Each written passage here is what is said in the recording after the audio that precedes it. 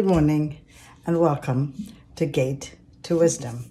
Today I'm going to teach you something amazing about how to cook meat.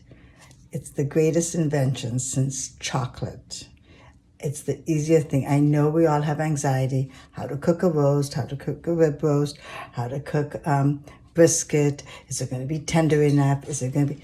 But I promise you, if you watch this video, your brisket will be so soft, just like butter. Watch and see. First, I've got a plain, regular glass baking dish. All I did is I put some Pam on it. I do not put oil. I've cut up one medium onion, and I'll tell you the next step. This is a boneless chuck roast. Simple. I've not done anything to it.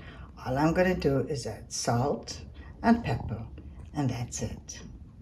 Like I said before, cooking roasts or briskets or rib or a chuck steak or any of these meats can be very anxiety, like stressful, because you don't know if they're going to come soft.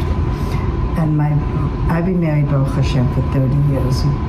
And what had happened my very first time, I remember my son was maybe 3 months old and I had my in-laws over.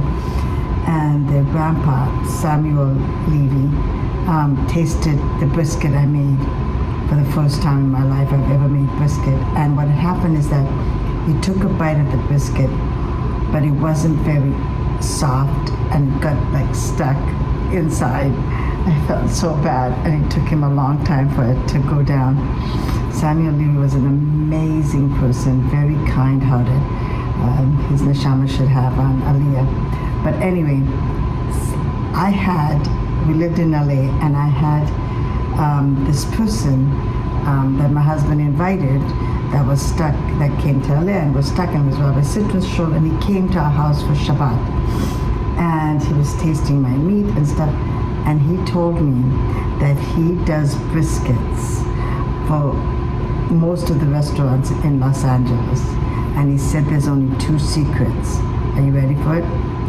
Coffee and Coke.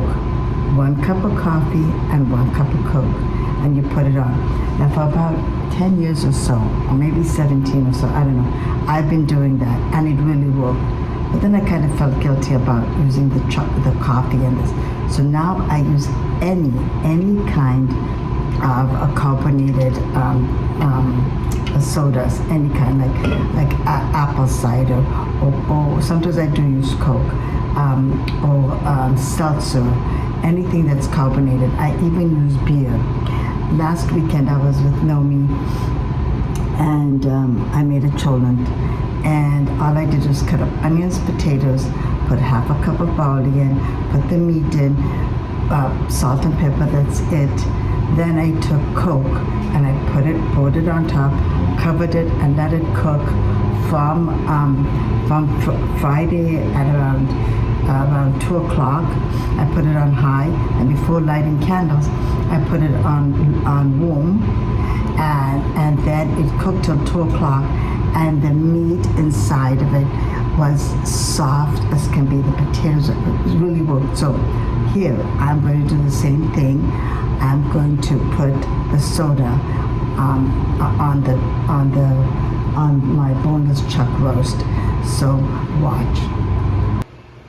All right, so here we will continue. As you can see, I didn't put anything except salt.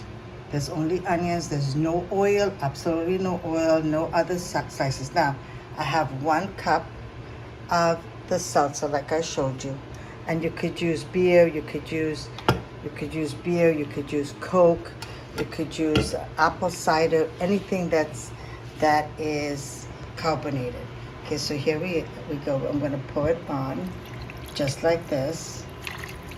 Okay, now I'm going to cover it and cook it for about an hour at 350. Here we go. This is my oven that I love very much because, like I said, the racks come out. So here's 350, and it's going to be going in for an hour. And here I'm pushing my rack in, and now the chuck roast should cook for about an hour. I promise you, this is the best recipe since chocolate. This man was kind enough to share it with me, his recipe, that he does biscuits for all of Southern California. And yep, that's what he does. He literally puts chocolate, he literally puts Coke and coffee, 1 cup of each, on a big roast or a big brisket, like a whole brisket. But this is a small boneless chuck roast, and it doesn't need so much stuff. And like I said, I got away from using Coke. Sometimes when I'm in trouble and I don't have any of the other carbonated sodas, I will use Coke or beer. Beer definitely works. You shall see how it turns out. So enjoy. So this is what I was talking to you about, the chuck roast.